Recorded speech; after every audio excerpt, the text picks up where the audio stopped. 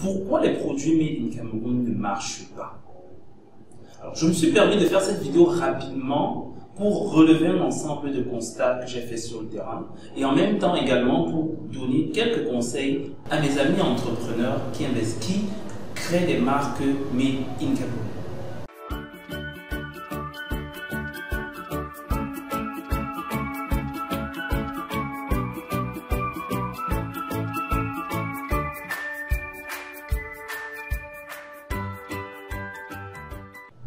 Alors, vous avez certainement constaté, et beaucoup d'autres personnes l'ont également constaté, à chaque fois qu'on va dans un supermarché pour faire des achats, et quand bien même à certains moments, on veut soutenir nos amis locaux entrepreneurs qui ont lancé des produits made in Cameroun, quand on prend le produit made in Cameroun et qu'on prend un autre produit, ce qui arrive généralement, c'est qu'on dépose le produit made in Cameroun et on prend le prochain produit. La raison, elle est simple. Les produits made in Cameroun ne respectent pas un ensemble de standards. Alors, j'ai discuté une fois avec un ami porteur de projet made in Cameroun une fois, et je lui disais justement, ton produit, je vais bien l'acheter parce que tu es mon ami, parce que voilà, je veux te soutenir, mais est-ce que toi, en retour, tu te soucies également de moi? Est-ce que tu te soucies de fabriquer des produits de très bonne qualité parce que ma santé est en jeu, parce que effectivement, il ne faut pas également que j'achète un produit pour te soutenir que je ne vais pas pouvoir consommer? Alors, voilà le premier problème du Made in Cameroun. Alors, chaque entrepreneur se lance et dit, je vais créer ma Made in Cameroun, je vais créer mon propre produit, un produit national, parce que cette personne veut surfer sur la fibre patriotique pour s'attirer les sympathies des compatriotes qui vont acheter son produit et faire que son entreprise marche. Cette stratégie, elle est mauvaise parce qu'elle ne permettra pas à votre entreprise de vivre pendant longtemps.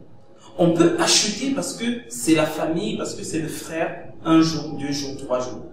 Mais on n'achètera pas toujours parce que c'est la famille. Donc il est important que les porteurs de projets Made in Cameroun, camerounais, comprennent que pour réussir avec le Made in Cameroun, vous devez fabriquer des produits qui respectent un standard international. Est-ce que votre produit peut être vendu en France? Est-ce que vos produits peuvent être vendus aux États-Unis? Si oui, alors c'est ce genre de Made in Cameroun que nous voulons. Je suis également porteur de projet, je suis camerounais, c'est vrai que je ne fabrique pas des produits, je vends des formations. Et la logique que j'ai, c'est que si vous venez venir dans mon centre de formation pour vous faire former, venez parce que c'est le meilleur centre de formation. Venez parce que vous savez que comparativement à ailleurs, nous avons la compétence qui va vous être utile. Ne venez pas parce que vous connaissez Aurel Simo. Ne venez pas parce que le centre de formation concurrent est un centre étranger et vous voulez que l'argent reste en famille. Non. Parce que vous viendrez vous former et s'il s'avère que mon centre de formation est un centre qui ne donne pas les bonnes formations, on va créer une génération de médiocres. À un certain niveau, il est encore important de se former à l'étranger, de donner de l'argent aux concurrents étrangers, de ne pas acheter le Made in Cameroun parce qu'on veut grandir en compétences, parce qu'on se soucie d'un ensemble de choses pour faire développer le pays. Donc, vous devez comprendre à travers cette vidéo que se soucier du développement économique du pays ne veut pas forcément dire acheter des produits Made in Cameroun. Deuxième exemple. Le deuxième exemple que je vais prendre pour vous expliquer pourquoi est-ce que le Made in Cameroun ne marche pas, c'est un exemple que personnellement j'ai vécu. Une fois, je suis allé dans un événement de porteurs de projets start-up et voilà, j'étais invité comme panéliste, j'ai fait ma présentation jusqu'à la fin et à la fin, j'ai fait un joli roll-up d'un thé made in Cameroun. C'est un thé fabriqué au Cameroun et naturellement, moi, je suis patriote, je veux soutenir des projets made in Cameroun comme les miens. Je suis allé acheter 2 paquets de thé. Et quand je suis retourné au bureau, je fais le thé, je bois, ça ne passe pas. J'ai invité des collaborateurs, je leur ai dit, ben, il y a du thé, vous pouvez venir vous servir un peu de thé. Et tous, ils ont consommé, ils ont dit, ça ne passe pas. Alors, dans ce type de situation, qu'est-ce que vous allez faire? Est-ce que vous forcez pour boire un thé au risque de tomber malade parce que vous voulez soutenir le Made in Cameroun? Ou alors, vous demandez tout simplement à cet entrepreneur-là de changer sa façon sa formule de production, ou alors de produire son thé en respectant l'ensemble de standards. Et pour vous dire vrai, la semaine d'après, moi j'ai pu acheter son thé. D'ailleurs, je n'ai pas consommé toute la boîte de thé que j'avais achetée. Après cette consommation, je l'ai mise de côté. Et je suis allé au supermarché acheter une autre marque de thé. Et bien sûr, c'était pas un thé Made in Cameroun. Vous connaissez les marques de thé qu'il y a sur le marché. Donc, voilà le deuxième problème dont souffre l'entrepreneuriat camerounais. Et je pense également l'entrepreneuriat en Afrique noire en général. Le troisième argument, et je pense que c'est justement à ce niveau-là qu'il y a un gros problème. Les jeunes entrepreneurs d'aujourd'hui qui ont compris que le gouvernement soutient des porteurs de projets Made in Cameroun se lancent sans réfléchir dans des projets de Made in Cameroun, sans se poser la question de savoir est-ce qu'ils ont toutes les compétences nécessaires pour produire des produits de qualité.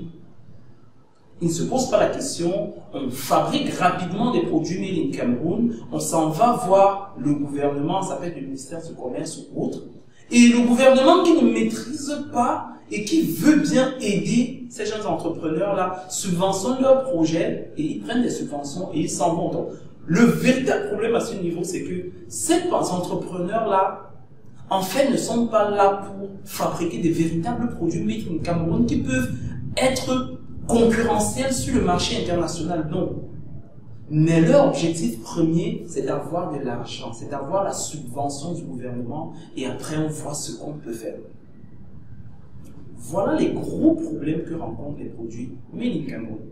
Alors pour terminer la vidéo, parce que je ne vais pas être très long, je peux donner, le conseil que je peux donner à tous les porteurs de projets Made in Cameroun, c'est que quand vous voulez lancer une marque, rassurez-vous que le Français consommerait cette marque-là et serait très content. Rassurez-vous que l'Américain consommerait cette marque-là et serait satisfait de votre marque. Si vous êtes incapable de fabriquer des produits qui respectent un standard mondial en termes de qualité et de... Comment je vais dire? En termes de qualité et en tenant en compte la santé des individus, alors rassurez-vous, les Camerounais vont acheter parce que vous êtes leurs frères, mais vous allez connaître la même histoire que tous les autres porteurs de projets Made in Cameroun que nous avons vu naître et qui sont morts très rapidement par la suite. Donc voilà le petit projet que je comptais donner à nos frères camerounais qui sont porteurs de projets. Avant de quitter, j'ai une idée qui me vient en tête.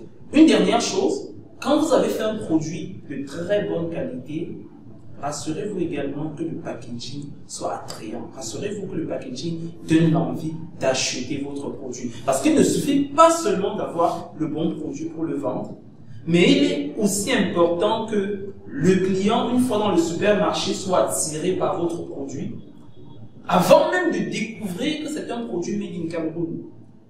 Ne brandissez plus le Made in Cameroun en avant pour qu'on achète parce que c'est le Made in Cameroun. Non. Quelquefois, dites-vous que ma cible va consommer le produit avant même de se rendre compte que c'est un produit Made in Cameroun.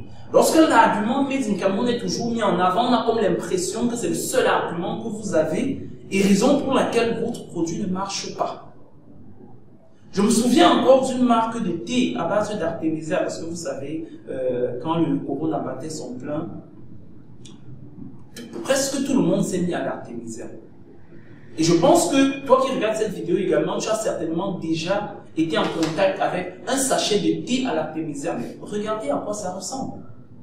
On va vous faire des packaging dans du carton.